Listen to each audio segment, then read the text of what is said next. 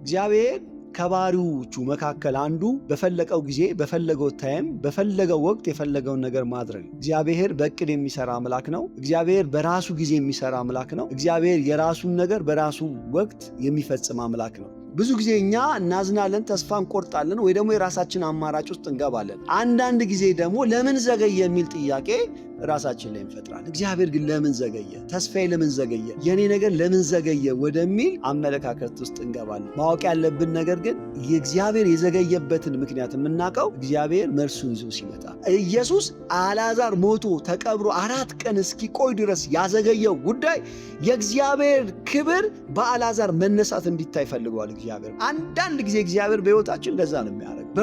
በሱ መዘግየት በሱ መቆየት ውስጥ ክብሩ እንዲገለጥ እንዲታይ ይፈልጋል ማለት ነው። እግዚአብሔር በሕይወታችን የዘገየ በሚመስል ሁኔታ ውስጥ ላላችሁ ሰዎች ማስተላለፈው መልእክት እግዚአብሔር የዘገየ እንኳን ቢመስለን እግዚአብሔር የሚዘገየው ለዓላማ እግዚአብሔር ክብሩን ሊገልጥ መረዳታችሁን ከፍ ሊያደርግ የተሻለውን ነገር በሕይወታችሁ ሊገልጥ ስለሚፈልግ አንዳንድ ጊዜ እግዚአብሔር ዝም ይላል። ነገር የዘገየ ቢመስል እኛ በምንፈልገው ሁኔታ ውስጥ ነገሮች እየተስተካከሉ እንኳን ባይመስል ኢየሱስን ማምለካችንን፣ ኢየሱስን ማክበራችንን፣ ለኢየሱስ መስገዳችንን፣ ማገልገላችንን ማቆም አይገባል። እግዚአብሔር በነገራችሁ ላይ የዘገየው ለክብር ነው። እግዚአብሔር በነገራችሁ ላይ የቆየው ለክብር ነው። እግዚአብሔር የተነገራችሁ ነገር በጊዜው ውብ አድርጎ ይሰራል ማለት ነው።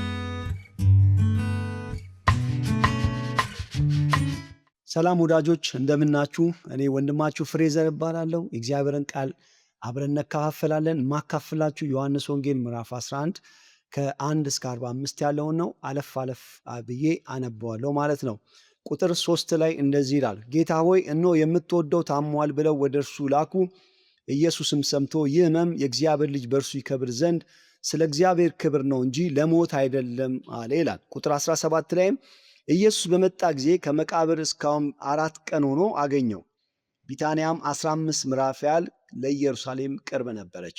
ቁጥር 44 የሞተው እጆቹና እግሮቹ በመገነዝ እንደተገነዙ ወጣ፣ ፊቱም በጨርቅ እንደተጠመጠመ ነበር። ኢየሱስም ፍቱትና ይሂድ ተዉት አላቸው ይላል። አጭር ጸሎት እንጸልይ። የሰማይና የምድር ዳርቻ ፈጣሪ አምላካችን እግዚአብሔር ሆይ በጌታ በኢየሱስ ክርስቶስ ስም እናመሰግናለን። ደግሞ ይህን ጊዜ ስለሰጠህን ስምህ ለዘላለም ይባረክ። እግዚአብሔር አባትና አምላክ ሆይ ይህን ቃል የሚሰሙ ሁሉ እንዲታነጹ ለዘመናቸው እንዲሆነ ይህ ቃል በናዝሬቱ በጌታ በኢየሱስ ክርስቶስ ስም ጸልያለሁ። እኔንም ባሪያ አርዳኝ፣ በኢየሱስ ክርስቶስ ስም አሜን። የዛሬ የመልእክቴ ርዕስ ለምን ዘገየ የሚል ነው። እግዚአብሔር ከባሪዎቹ መካከል አንዱ በፈለቀው ጊዜ በፈለገው ታይም በፈለገው ወቅት የፈለገውን ነገር ማድረግ ነው። እግዚአብሔር በእቅድ የሚሰራ አምላክ ነው። እግዚአብሔር በራሱ ጊዜ የሚሰራ አምላክ ነው። እግዚአብሔር የራሱን ነገር በራሱ ወቅት የሚፈጽም አምላክ ነው። ብዙ ጊዜ እኛና በእግዚአብሔር መካከል ልዩነት ከሚያመጡ ነገሮች አንዱ እኛ ነገሮች እንዲሆኑልን በምንፈልገው ጊዜና እግዚአብሔር ነገሮችን በሚሰራበት ጊዜ መካከል ልዩነት ይመጣል። እኛ የራሳችን ፍሬም አለን። እግዚአብሔር የእኛን ነገር፣ ጸሎታችንን፣ ተስፋችንን፣ የምንፈልገውን ነገር በሕይወታችን እንዲያከናውንልን የምንፈልግበት ጊዜ አለ። እግዚአብሔር ደግሞ በእኛው ሕይወት ውስጥ የሚሰራበት ጊዜ አለ። በዚህ ጊዜ አንዳንድ ጊዜ ልዩነት ይሆናል። እኛ ተስፋችን፣ ጸሎታችን እንዲፈጸም የምንፈልግበት ታይም አለ። እግዚአብሔር ደግሞ የራሱ ጊዜ አለው ማለት ነው።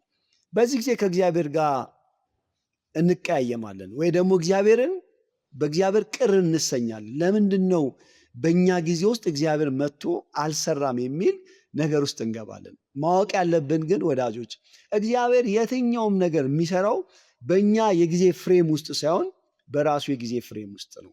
ለምሳሌ ገላትያ ምዕራፍ 4 ቁጥር 4 ላይ ሲናገር እግዚአብሔር ዘመኑ በደረሰ ጊዜ ከሴት የተወለደው ልጁን ላከ ይላል። አይታችኋል? ዘመኑ በደረሰ ጊዜ የሚለው በጣም ወሳኝ መልእክት ነው። እግዚአብሔር በዘመናት ውስጥ የሚሰራ ነው። የሚሰራው በእቅድ ነው። የሚያከናውነው በራሱ ወቅት፣ በራሱ ጊዜ፣ በራሱ መንገድ ነው። ይህንን በጣም መረዳት አለብን። ብዙ ጊዜ እኛ እግዚአብሔር እንደዘገየ ሲሰማን ወይ ደግሞ በእኛ ፍሬም ውስጥ እግዚአብሔር አልመጣም፣ ተስፋችንን አልመለሰም፣ የእኛን ነገር አላከናወንም ብለን በምናስብባቸው ጊዜያት ውስጥ እናዝናለን፣ ተስፋ እንቆርጣለን፣ ወይ ደግሞ አንዳንድ የመጽሐፍ ቅዱስ አባቶች የራሳችንን ምርጫ እንከተላለን። ለምሳሌ አብርሃምን ስትመለከቱ ዘፍጥረት ምዕራፍ 16 ከ1 እስከ 3 ላይ እግዚአብሔር ልጅ እሰጣለሁ አለው፣ እንደዘገየ በተሰማው ጊዜ ወደ አጋር ገባ ይላል መጽሐፍ ሲናገር ማለት። አንደኛ ሳሙኤል ምዕራፍ 13 ላይም ደግሞ ስናነብ ሳሙኤል ሳኦልን አንድ ነገር አለው፣ እኔ እስክመጣ ድረስ ምንም ነገር እንዳታደርግ፣ ጦርነት እንዳትጀምር አለው ይላል። ሳሙኤል እንደዘገየ ሲያስብ ሳኦል መስዋዕት አቀረበ ማለት ነው። በኋላ ላይ ልክ ያን አድርጎ ሲጨርስ ሳሙኤል መጣ፣ ያደረግከው ነገር ምንድን ነው ብሎ ሲቆጣው እግዚአብሔር ለሱ መንግስቱን ሊያጸናለት እንደነበረ ግን እሱ ያን በማድረጉ መንግስቱ ከዛ ጊዜ በኋላ እንደተቀደደ መጽሐፍ ቅዱስ ያስተምረናል ማለት ነው። እግዚአብሔር ነገሮችን ሁሉ የሚሰራው በራሱ ጊዜ እንደሆነ ማሰብ ማወቅ አለብን ማለት ነው። ብዙ ጊዜ እኛ እናዝናለን፣ ተስፋ እንቆርጣለን፣ ወይ ደግሞ የራሳችን አማራጭ ውስጥ እንገባለን። አንዳንድ ጊዜ ደግሞ ለምን ዘገየ የሚል ጥያቄ ራሳችን ላይ እንፈጥራለን። እግዚአብሔር ግን ለምን ዘገየ? ተስፋዬ ለምን ዘገየ? የኔ ነገር ለምን ዘገየ ወደሚል አመለካከት ውስጥ እንገባለን። ማወቅ ያለብን ነገር ግን የእግዚአብሔር የዘገየበትን ምክንያት የምናውቀው እግዚአብሔር መልሱን ይዞ ሲመጣ ነው። በእነ ማርያም ቤትም የተከሰተው ይሄ ነው። ዮሐንስ ወንጌል ምዕራፍ 11 ከ1 ጀምሮ የሚነግረን እሱ ነው። ይሄ ቤተሰብ ማርያም፣ ማርታና አልዓዛር ኢየሱስን በጣም የሚወዱ ቤተሰቦች ናቸው። እንደው መጽሐፍ ቅዱስ ሲናገር ኢየሱስን የሚወዱ ቤተሰቦች እንደሆነ በደንብ ይነግረናል። ታዲያ በእንደዚህ ሁኔታ እያለ አንድ ቀን ወንድማቸው አልዓዛር ታመመ ይላል መጽሐፍ ቅዱስ ሲናገር። አልዓዛር ታመመ። ማንም ሰው እንደሚያደርገው ወዳጅ ስለሆነ ኢየሱስ ወደሱ መልእክተኛ ላኩ። የምትወደው ታሟል ብለው ወደ ኢየሱስ መልእክት እንደላኩ መጽሐፍ ቅዱስ ይነግረናል ማለት። ከዛ መልእክተኛውም ሄዶ ለኢየሱስ ነገረው። ኢየሱስም ደግሞ መልሶ ለነሱ መልእክት ላከላቸው እንደዚህ የሚል ይህ ሕመም የእግዚአብሔር ልጅ በእርሱ ይከብር ዘንድ ስለ እግዚአብሔር ክብር ነው እንጂ ለሞት አይደለም ብሎ መልእክተኛ ላከላቸው። እና አልዓዛርም በዛው ሕመሙ ቀጠለ። ኢየሱስ አልመጣም። አንደኛም ቀን ሆነ፣ ኢየሱስ አልመጣም። ሞተ፣ ኢየሱስ አልመጣም። ሁለተኛ ቀን ሆነ፣ ኢየሱስ አልመጣም። ሶስተኛ ቀን፣ አራተኛ ቀን ኢየሱስ አልመጣም። እንደምታውቁት መጽሐፍ ቅዱስ እንደሚነግረን በአራተኛው ቀን አልዓዛር ተቀበረ። ከሞተ 4 ቀን ሆነው። በእነዚህ አይነት ጊዜያት በሙሉ ውስጥ ኢየሱስ አልመጣም። ጥያቄው ኢየሱስ ለምን ዘገየ የሚል 4 ቀን ሙሉ የሚያዘገየው ጉዳይ ገጥሞት ይሆን ወይስ ደግሞ የቦታ ርቀት ገጥሞት ይሆን? መጽሐፍ ቅዱስ ምን እንደሚለን ታውቃላችሁ? ዮሐንስ ሲነግረን ቢታንያ 15 ምዕራፍ ያህል ለኢየሩሳሌም ቅርብ ነበረች እና አልዓዛር የሚኖሩት ቢታንያ ነው፣ ኢየሱስ ያለው ኢየሩሳሌም ነው። ቅርብ ነበረች ይላል። 15 ምዕራፍ ማለት 3 ኪሎ ሜትር ማለት በጣም ቅርብ ነበር ማለት ነው። ግን ኢየሱስ ዘገየ። ለምን ዘገየ ብለን ስንጠይቅ መጽሐፍ ቅዱሳችን እግዚአብሔር ልጅ ኢየሱስ የዘገየው ለዓላማ እንደሆነ እንረዳለን ማለት። ምንድን ነው እስኪ እንዲያዘገይ ያደረገው? ዓላማው ምን ነበረ ብለን መጽሐፍ ቅዱስን ስናነብ የምናገኘው አንደኛው ነገር ኢየሱስ እንዲዘገይ ያደረገው ነገር የእነ ማርያም ስለ ኢየሱስ ያላቸውን መረዳት ለማስተካከል ስለፈለገ ነው። ታውቃላችሁ፣ አንዳንድ መረዳቶች በሕይወት እንጂ በትምህርት አይገቡንም። ለምሳሌ ሉቃስ ምዕራፍ 15 ላይ ያለው ልጅ ከአባቱ ጋር ንብረት ተካፍሎ ከሄደ በኋላ ብዙ መከራ ከደረሰበት በኋላ የአባቱ ቤት መልካም እንደሆነ የተረዳው በደረሰበት መከራ ውስጥ ነው። በትምህርት አይደለም የተረዳው። በደረሰበት መከራ የአባቱ ቤት መልካም እንደሆነ ተረድቶ ተመለሰ። ስለዚህ አንዳንድ ጊዜ ላይፋችን ውስጥ እግዚአብሔር የሚያስተምረን በነገሮች በመጽሐፍ ቅዱስ እውቀቶች ብቻ እኛን በማስተማር ሳይሆን በሕይወት ያስተምረናል ማለት። ዘጸአት ምዕራፍ 15 ላይ እስራኤል ከግብፅ ባርነት እግዚአብሔር ነፃ ካወጣቸው በኋላ ሲጓዙ ቀይ ባህር ከፊት ለፊት አጋጠማቸው። ነገር ሁሉ ጭልምልም አለ፣ እግዚአብሔር ዝም አለ። በኋላ ላይ ግን እግዚአብሔር መጥቶ ያንን የቀይ ባህር ከፍሎ ካሻገራቸው በኋላ የዘመሩት ዝማሬ ላይፋቸውን የሚያሳየም እግዚአብሔር ተዋጊ ነው፣ ስሙን ደግሞ እግዚአብሔር። የእግዚአብሔርን ተዋጊነት በዓይናቸው እንዲያዩ አድርጎ እግዚአብሔር ስለሱ እንዲዘምሩ አደረጋቸው ማለት። ስለዚህ አንዳንድ ነገሮች የምንረዳው እግዚአብሔር በራሱ መንገድ ነው የሚያስረዳን ማለት ነው። በእነ ማርያም ቤትም የሆነው ይሄ ነው። እነ ማርያም ስለ ኢየሱስ ያላቸው መረዳት የታመመን እንደሚፈውስ እንጂ ከሙታን ሰውን ማስነሳት እንደሚችል አያምኑም ነበር። ምክንያቱም በኋላ ሲከራከሩ እናገኛቸዋለን ማለት ነው። እነ ማርያም ኢየሱስን ልክ ሲያገኙት ያሉትን ነገር አይታቸዋል። ጌታ ሆይ አንተ በዚህ ኖረ ቢሆን ወንድማችን ባልሞተ ነበር አሉት። ምን ማለት ነው? አንተ የታመመ ፈዋሽ ነህ፣ እዚህ ብትኖር ኖሮ ወንድማችን አይሞትም ነበር፣ በፈውስህ እናምናለን እያሉት ነው። ኢየሱስ ግን የትንሣኤ አምላክ እንደሆነ አላወቁም ማለት ነው። አብቅቷል፣ ነገሩ ተቆርጧል፣ አንተ በዚህ ብትኖር ኖሮ አይሞትም የሚል አስተሳሰብ ያነገቡ ይመስለኛል። እዛ ጌታ እንደዚህ አላት፣ ማርታ ወይ ወንድምሽ ይነሳል አላት። ይሄ ትክክል ያልሆነውን አመለካከታቸውን ስለ ኢየሱስ ያላቸውን መረዳት ሙሉ ለማድረግ ፈልጓል ኢየሱስ። አዎ ኢየሱስ የታመመ ይፈውሳል፣ ግን ኢየሱስ የታመመ ብቻ የሚፈውስ አይደለም፣ የትንሣኤ ጌታ ነው፣ የሞተን የሚያስነሳ ነው። ይህን ሊያሳያቸው ፈልጓል ኢየሱስ ማለት ነው። እና ወንድምሽ ይነሳል ሲላት ያለችው እንደዚህ ነው፣ አዎ በመጨረሻ ቀን በትንሣኤ ቀን እንደሚነሳ አምናለሁ አለች። ከዛ ኢየሱስ እንዲህ ብሎ ተናገራት፣ ትንሣኤና ሕይወት እኔ ነኝ፣ የሚያምንብኝ ቢሞት እንኳን ሕያው ይሆናል፣ ሕያው የሆነው የሚያምንብኝም ሁሉ ለዘላለም አይሞትም። ይህን ታምኛለሽ አላት ይላል። ምን እያላት ነው ኢየሱስ? ሕይወትና ትንሣኤ እኔ ነኝ ሲል እኔ ሕይወት ሰጪ ነኝ እያላት ነው። በእኔ የሚያምን በሕይወት ይኖራል ሲላት እኔ ጌታ ነኝ፣ አምላክ ነኝ፣ የሕይወት ምንጭ ነኝ እያላት ነው። በሌላ ቋንቋ መለኮት ነኝ እያላት ነው። እሷ ይህንን መረዳት አልነበራት። ከዛ ታምኛለሽ ወይ ሲላት የመለሰችው መልስ እጅግ አስገራሚ ነው። እንደዚህ አለች፣ አዎን ጌታ ሆይ አንተ ወደ ዓለም የሚመጣው ክርስቶስ የእግዚአብሔር ልጅ እንደሆንክ አምናለሁ አለችው። አያችሁ፣ ጌታ አልዓዛርን ከሞት በማስነሳት ጌታ የትንሣኤ ጌታ እንደሆነ፣ ጌታ መለኮት እንደሆነ፣ ጌታ አምላክ እንደሆነ፣ አንድ የፈውስ አገልጋይ ብቻ ሳይሆን ዘላለማዊ አምላክ እንደሆነ ተረዳች ማለት።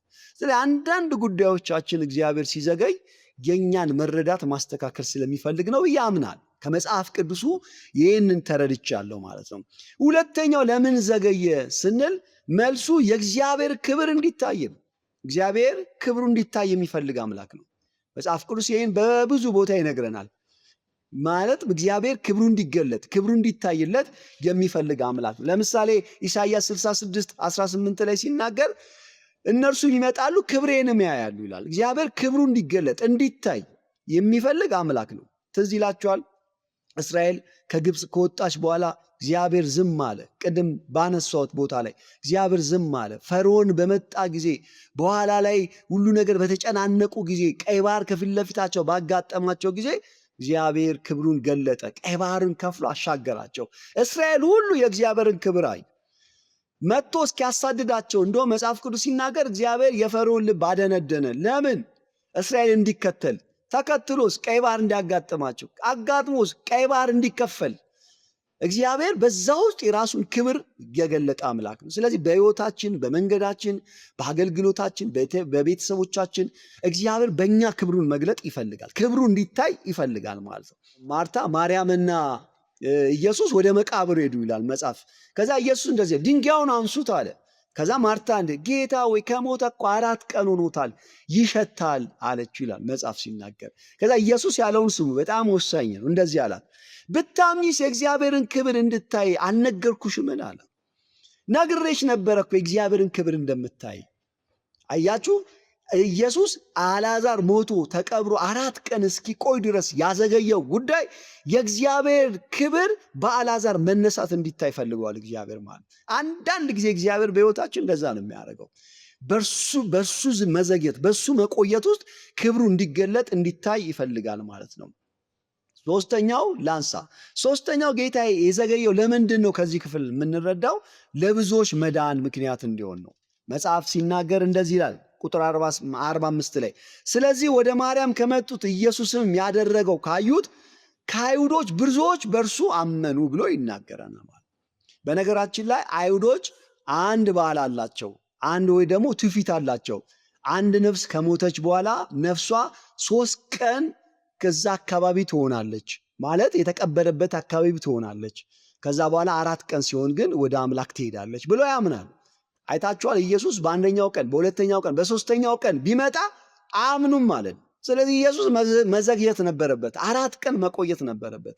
በአራተኛ ቀን ሲመጣ ብዙ አይሁዶች በእርሱ አመኑ። ኢየሱስ ጌታ እንደሆነ፣ ኢየሱስ አምላክ እንደሆነ፣ ኢየሱስ መለኮት እንደሆነ፣ ኢየሱስ የትንሣኤ ጌታ እንደሆነ በእርሱ አመኑ ብሎ መጽሐፍ ይናገራል ማለት ነው። ስለዚህ ምንድን ነው ልላችሁ የምፈልገው፣ እግዚአብሔር በሕይወታችን የዘገየ በሚመስል ሁኔታ ውስጥ ላላችሁ ሰዎች ማስተላለፈው መልእክት እግዚአብሔር የዘገየ እንኳን ቢመስለን እግዚአብሔር የሚዘገየው ለዓላማ ነው። እግዚአብሔር ክብሩን ሊገልጥ መረዳታችሁን ከፍ ሊያደርግ የተሻለውን ነገር በሕይወታችሁ ሊገልጥ ስለሚፈልግ አንዳንድ ጊዜ እግዚአብሔር ዝም ይላል። አንዳንድ ጊዜ እግዚአብሔር ነገሮች የዘገዩ በሚያስመስሉ ሁኔታ ውስጥ ዝም ብሎን ይቆያል ማለት ነው። ስለዚህ ይህንን በጣም መረዳት ማወቅ አለብን ማለት ነው። ጥያቄው እግዚአብሔር የዘገየ ሲመስል እኛ እንዴት እንኑር ነው? እንነጫነጭ? ተስፋ እንቁረጥ? የራሳችንን አማራጭ እንጠቀም? ኖ፣ እንደዛ መሆን የለበትም። ከዚህ ክፍል የምንረዳው ሁለት ነገሮችን ላንሳላችሁ። አንደኛ፣ እግዚአብሔር የዘገየ ሲመስላቸው እነዚህ ሰዎች መቀየም ይችላሉ። ኢየሱስ ሲመጣ መቀየም ይችላሉ። ምክንያቱም ወዳጃቸው ነው። ወንድማቸው ሲሞት መጥቶ በጊዜው አልደረሰላቸውም ነው ማለት ይችላሉ። በእነዚህ እህቶች ግን መካከል ስትመለከቱ ቅይማት የለም። ኢየሱስ በመጣ ጊዜ ሁለቱም ኢየሱስን ለማግኘት የሄዱበት መንገድ ፍቅራቸውን፣ አክብሮታቸውን፣ ለኢየሱስ ያላቸውን ልብ በደንብ ይገልጣል። መጽሐፍ እንደዚህ ይላል 11 ላይ ማርታም ኢየሱስ እንደመጣ በሰማች ጊዜ ልትቀበለው ወጣች ይላል። ቁጥር 29 ላይ ደግሞ ማርያም በሰማች ጊዜ ፈጥና ተነሳች፣ ወደ እርሱም መጣች ይላል። ኢየሱስ ነው ወደ እነሱ መምጣት የነበረበት። እነርሱ ግን ለኢየሱስ ያላቸው ፍቅር፣ አክብሮት፣ አምልኮት አይታችኋል፣ ወደ ኢየሱስ እንዲሄዱ አደረጋቸው ማለት። ስለዚህ ወዳጆቼ ነገር የዘገየ ቢመስል እኛ በምንፈልገው ሁኔታ ውስጥ ነገሮች እየተስተካከሉ እንኳን ባይመስል ኢየሱስን ማምለካችንን፣ ኢየሱስን ማክበራችንን፣ ለኢየሱስ መስገዳችንን፣ ማገልገላችንን ማቆም አይገባንም። እርሱ በጊዜው ሁሉን ነገር ውብ አድርጎ ይሰራል። የኛ ጊዜና የእሱ ጊዜ ይለያያል። በራሳችን የጊዜ ፎርም ውስጥ እንኳን ባይመጣ እግዚአብሔር በራሱ ጊዜ እንደሚመጣ ማወቅ መቻል አለብን። ሌላኛው እግዚአብሔር ልጅ ኢየሱስ ተስፋን እንደሚፈጽም ማመን አለባችሁ ማለት ነው። ትዝ ካላችሁ ኢየሱስ ወደ ማርታ ከመጣ በኋላ ሸቷል ስትለው የእግዚአብሔርን ክብር እንደምታይ አልነገርኩሽም ያላት? አዎ ሸቷል፣ ብዙ ቀን አስቆጥሯል። አይታችኋል። ሁሉ ነገር ተስፋ የተቆረጠ ይመስላል፣ ግን የእግዚአብሔርን ክብር እንደምታይ አልነገርኩሽም ብሎ ሲነግራት ታያላችሁ። ወዳጆቼ መልእክቴ አንድ ነው። ነገራችሁ የዘገየ ይመሰላችሁ፣ ተስፋችሁ የተሟጠጠ ይመስላችሁ፣ እግዚአብሔር የተናገራችሁ ውሸት የመሰላችሁ፣ እግዚአብሔር ይናገራችሁ እንጂ በጊዜው ይመጣል። እርሱ የዘገየ የሞተ በሚመስለው ነገር ላይ መጥቶ እንደገና ሕይወትን መስጠት ይችላል። እንደገና የሞተን ማስነሳት ይችላል። የ4 ቀን ሬሳ ቀስቅሶ ሕያው ያደረገ ጌታ የእናንተን ነገር ሕያው ማድረግ አያቅተውም። ስለዚህ ሁልጊዜ በተስፋ ደስ ይበላችሁ። መጽሐፍ በተስፋ ደስ ይበላችሁ እንደሚል በተስፋ ደስ እንዲላችሁ ላበረታታችሁ እፈልጋለሁ ማለት ነው። ይህ ሕመም የእግዚአብሔር ልጅ በእርሱ ይከብር ዘንድ ነው እንጂ ለሞት አይደለም ይላል። እግዚአብሔር በነገራችሁ ላይ የዘገየው ለክብር ነው። እግዚአብሔር በነገራችሁ ላይ የቆየው ለክብር ነው። እግዚአብሔር የተነገራችሁ ነገር በጊዜው ውብ አድርጎ ይሰራል ማለት ነው። ስለዚህ እግዚአብሔር ለምን ይዘገያል ስንል አንዳንድ ጊዜ ክብሩን ሊገልጥ ይዘገያል። አንዳንድ ጊዜ እግዚአብሔር ለብዙዎች መዳን ምክንያት ሊሆን ይዘገያል። እግዚአብሔር አንዳንድ ጊዜ ስለሱ ያለን መረዳት ሙሉ እንዲሆን እግዚአብሔር ይዘገያል። በዚህ እውቀት ውስጥ እንድንኖር አበረታታችኋለሁ። ጌታ ኢየሱስ ዘመናችሁን ይባርክ። እንጸልያለን። ጌታ አምላክ እግዚአብሔር ሆይ በጌታ በኢየሱስ ክርስቶስ ስም እናመሰግናለን። አንተ ሕያው አምላክ ነህ። የሞተውን ማስነሳት የምትችል እግዚአብሔር አምላክ፣ የተቆረጠውን መቀጠል የምትችል አምላክ ነህ። እኔ ጸልያለሁ ይህንን እግዚአብሔር መልእክት የሚሰሙ ሁሉ በእግዚአብሔር በተስፋ መቁረጥ ውስጥ ያለው አሁን ተስፋቸው ሕያው እንዲሆን በጌታ በኢየሱስ ስም አንተ እግዚአብሔር በጊዜው እንደምትመጣ እግዚአብሔር አምባ እንደምትሰራ የረሳቸው እንዳልሆነ እንዲረዱ በኢየሱስ ስም እኔ ጸልያለሁ። አንተ አምላክ ነህ። አንተ ጌታ ነህ። ብትዘገይም እንኳን ትመጣለህ። ሁሉ ለአንተ ክብር ይገዛ። እግዚአብሔር አምላክ ይህን የሚሰሙ ሁሉ የተባረኩ ይሆኑ። እጅ በላያቸው ላይ ትሁን። እናመሰግንሃለን በጌታ በኢየሱስ ክርስቶስ ስም አሜን። ተባረኩ። ጌታ ዘመናችሁን ሕይወታችሁን